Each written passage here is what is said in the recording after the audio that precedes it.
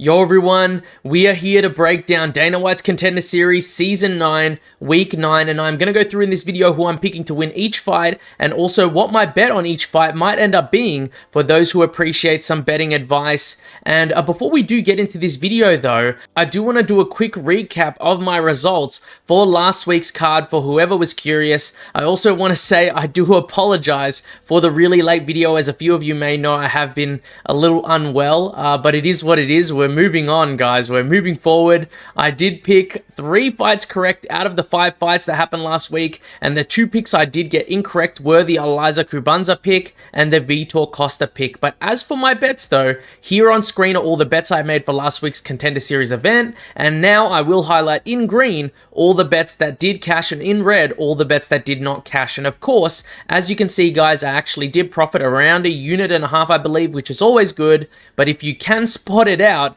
it's mostly because of a massive bet I placed on Costa vs Pinas to not start round 2. I just felt like that fight never gets out of the first round, and with hindsight, I'm very happy I placed that large bet, even though it was very risky, guys. I am keen for this current week of Contender Series though, and we're currently on a 2-week win streak for bets, so seeing if we could keep it going, guys. Let's now jump into the first fight of the card and break it down, starting with the card opener of Luke Fernandez versus Rafael Pergentino. And guys, we're starting off with a pretty easy pick in my mind. I'm going to go with Luke Fernandez to defeat Rafael Pergentino, most likely by first round finish as well. Either KO or submission, doesn't matter. I will also be adding him to my confident picks list as well. There is just a night and day difference in both their levels of competition, and overall, just with how these guys fight as well. I watched Rafael Pergentino's fights. At the very least, I watched 3 fights he had under an organization named Norte de Guerra,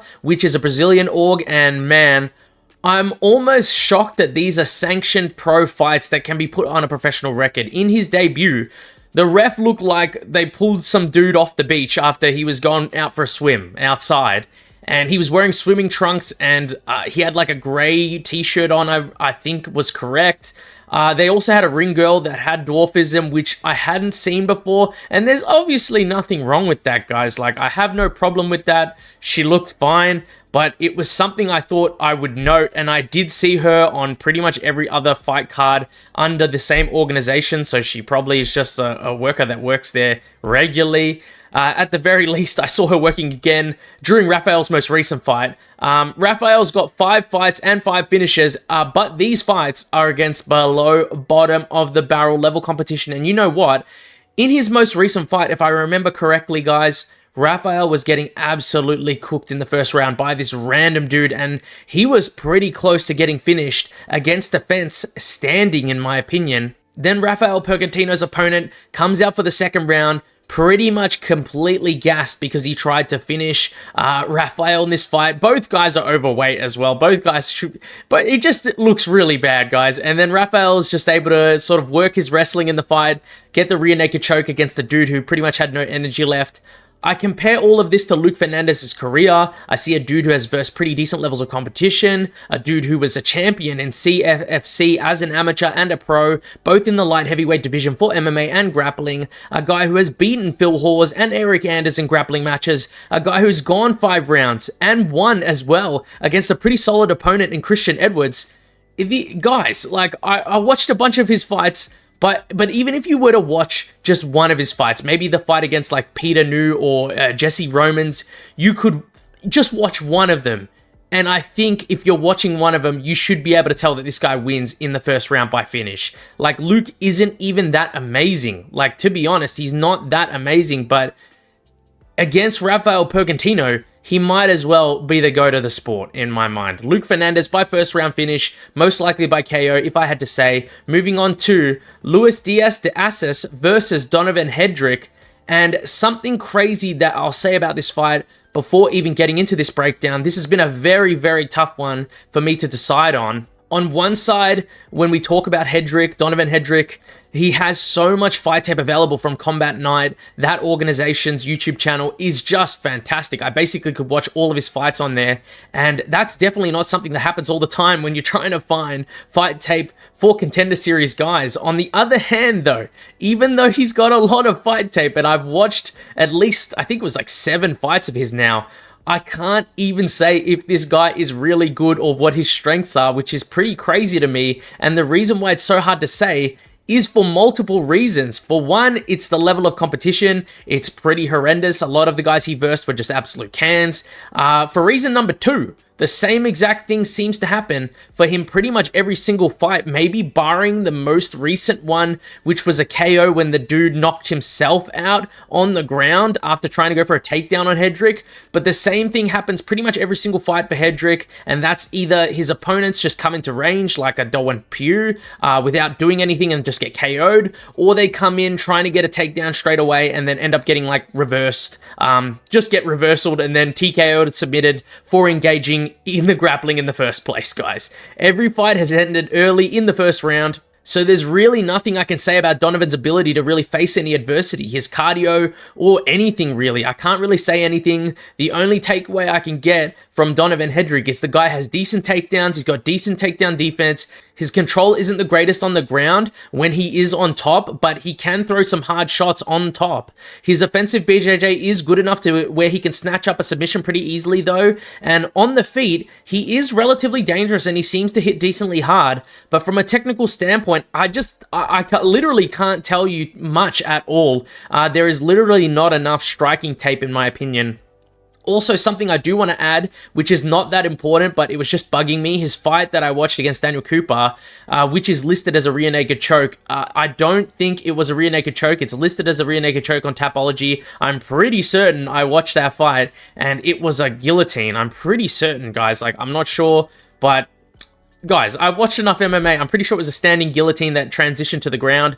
I want to talk about Luis Felipe Diaz now, though, and the thing is with him, I don't think he's that great, but at the very least, I have seen him verse some decent levels of competition, and a few times he has versed these guys throughout his career. It's not just one fight. His best opponents, though, were probably Marcin Bandel and Luis Cardo, who he did both lose to rather dominantly, which is a very terrible sight to see if you're thinking of picking Luis Felipe Diaz to win. But to be fair, he did have his moments in those fights, especially, I would say, in his fight with Marcin Bandel. I thought there were at least like 2 major moments in that fight where he could have done something on the feet. He looked like one of the shots could have potentially led to a finish. But in the end, he still got out-grappled in the majority of the fight and really just got dominated on the ground. And for a guy who's a BJJ black belt, it just seemed like the black belt was non-existent for him in that fight.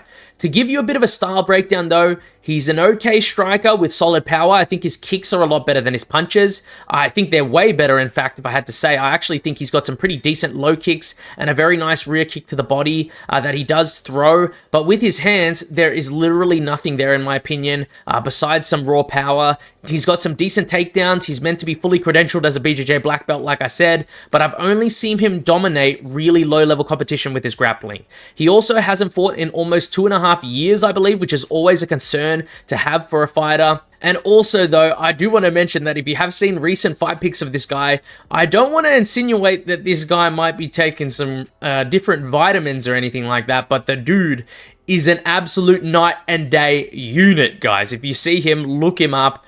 So do with this information what you will, but it's just a tough pick for me. There's a lot of unanswered questions, especially on the side of Donavon Hedrick.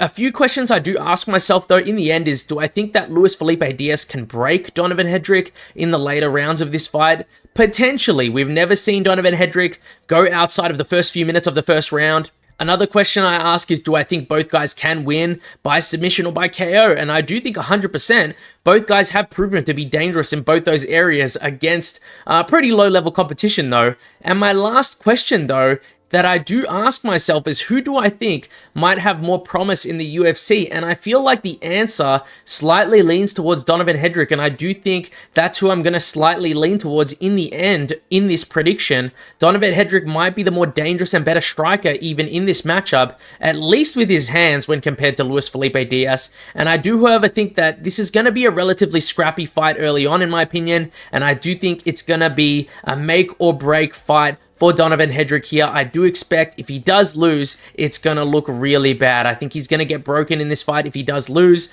I'll side with the guy, though, that I think has more potential and has been more active as well.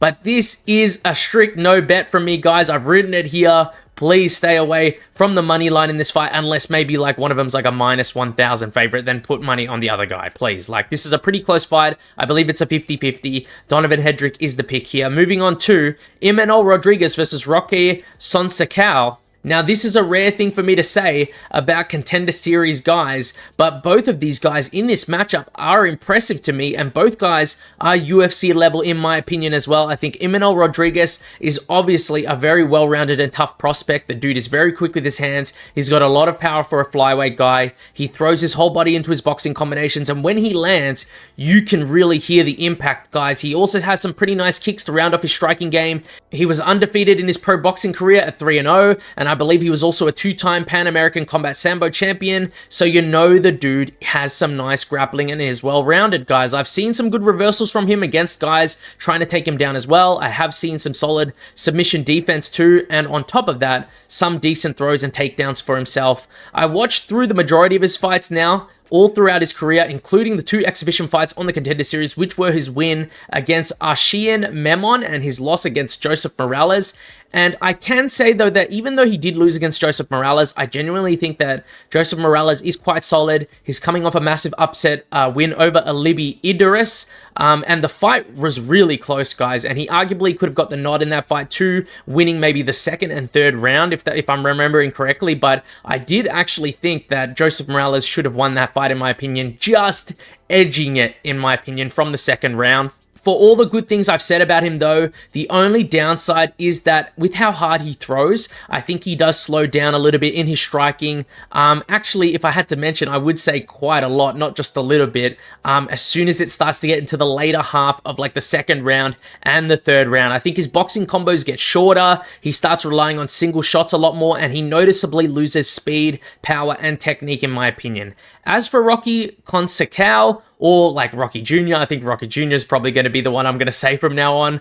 Great overall and well-rounded as a fighter. The dude has some pretty nice striking, and he seems to also hit quite hard for a flyweight too. Very similar to Imanol in that way. He's fantastic at keeping a high pace throughout the whole fight, and the guy loves to be the one that's pushing the pace and pushing you back if you take a step backwards. He's got some very nice kicks. He mixes in some flying knees as well, which is just great to add in, of course. And something I do like about him is that he cleans up his striking whilst he's trying to close the distance, but then once he has you against the fence, he doesn't mind giving you the full brunt of his power combinations, which I really do like. He really doesn't mind going for the finish if you're backed up against the cage. Decent defensive grappling, but to be honest, he's more of an offensive grappling guy. He likes to mix in his own takedowns to potentially land some solid ground and pound. His losses are to Dennis Araujo and Hugo Paiva, who are quite decent in my opinion, but if you even watch those 2 fights back, he arguably won both of them in my opinion. They were very close, but unanimous decision going to Dennis Araujo is just a disgrace in my opinion, with how much Rocky was like pushing the pace and keeping the guy on the back foot the entire time. Overall, I do think I want to slightly lean towards Imanol Rodriguez, but I think both guys will get to the UFC at one point, regardless of what happens in this fight, whether it's now or in the future. I really do think they're both UFC level. They're both still young as well. I'm pretty sure they're both 25 years old. I'm going to go with Imanol Rodriguez by decision, 29-28, after winning the first 2 rounds and potentially losing the 3rd after dropping the pace. I just think he will be a bit quicker and a bit more active in those first 2 rounds than Rocky, and I do think this is going to be a back and forth scrap, with Rocky trying to counter a lot of the wilder boxing combinations of Imanol in this fight. I could honestly even see a KO for both guys happening here. If Rocky gets a KO, it's probably going to be late or by countering an over-aggressive Imanol, and if Imanol gets a KO, it's most likely sometime in the the first or second round after a very scrappy fight or exchange. But I'm going to stick with my decision prediction for this fight, guys. Moving on to Juan Adrian Luna versus Mark Vologdin. And this is a very interesting fight. I'll tell you guys right now that I think this fight on paper is going to be a close one. At the time of me recording this video, I haven't seen any odds out. But by the time this video is out, and I've edited it as well, odds should be out, and I think it's going to be close, guys. I think I'm slightly leaning towards Mark Vologdin overall, and I think it's because of multiple reasons, on top of the fact that the guy has done things that have been genuinely impressive to me. He's also got a lot of power for such a short guy, and that is something I also do want to talk about as well. I'm going to get into that. Mark Vologdin should 100% drop down to flyweight. The dude is way too small to stay in the bantamweight division in the UFC. If he does get into the UFC after this fight, I want him to drop down. You guys will see when these two face off. I expect Adrian Luna to be a full head taller than Vologdin here. The main reasons I am favoring Mark Vologdin to win this fight, though, is that I've seen him wrestle and remain defensively safe from submissions across 3 rounds, which is something he's going to need to do in a fight against someone who is quite a slick grappler like Adrian Luna. I think he's going to have the speed and power advantage as well on the feet. I also think he's slightly more dynamic and versatile, although I think both guys aren't strangers to throwing something crazy on the feet. I've seen some rolling thunders from Mark Vologdin, and I've also seen some spinning elbows and some forward elbows from Adrian Luna. I think Vologdin also has a higher chance of getting the knockout, in my opinion, on the feet, and the dude has just some attributes that make me want to pick him in this fight. Not only is the dude a miniature tank, guys, but he can put together a really high-level striking sequence really quickly. Like, I saw him throw, I remember this combination so vividly in one of his fights.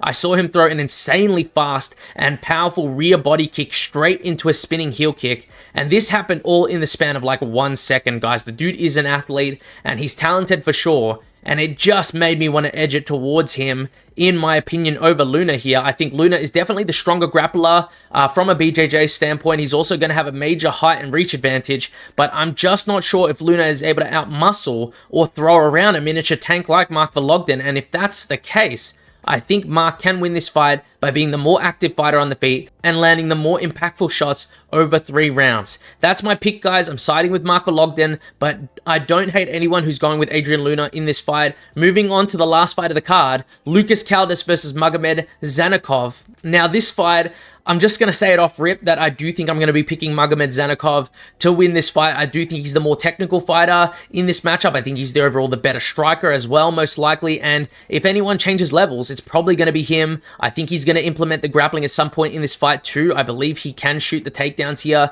But I do think Lucas Caldas is a danger to him.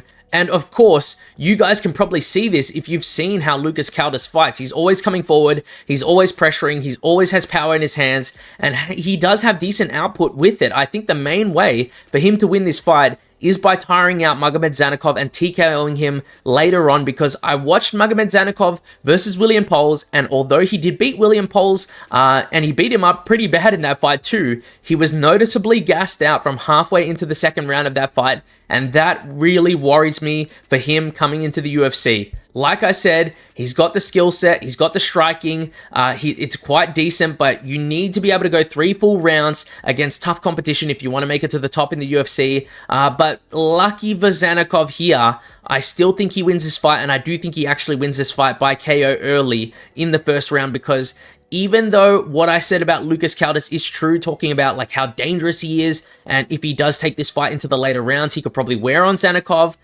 Caldas is still just so aggressive early, and he has pretty much no defense as he's coming in, which is just a massive problem for me. And I watched a couple of his kickboxing fights and Muay Thai fights he was in. He lost them, the fights that I watched at least, and he got hit so much. And even in his DQ win via stomping, by the way, I'm pretty sure he got rocked and dropped in the first round of that fight too. And I also do want to talk about that fight, because I wasn't sure if stomping was illegal. I never thought that like a kick to the body or a stomp to the body was illegal in the first place. He did get DQ'd for it. He never did stomp the head in that fight, which one of the commentators did say he didn't do it. It was just a singular stomp to the body. So if anyone knows if stomps are illegal in the UFC, please let me know, or in MMA in general. Anyways, guys, because of the lack of defense, I'm going to go with Zaynukov by first round KO. I think he lands a hook counter on the chin of Caldas and puts him away. I feel relatively confident about it too, so I'll add him to my confident picks list.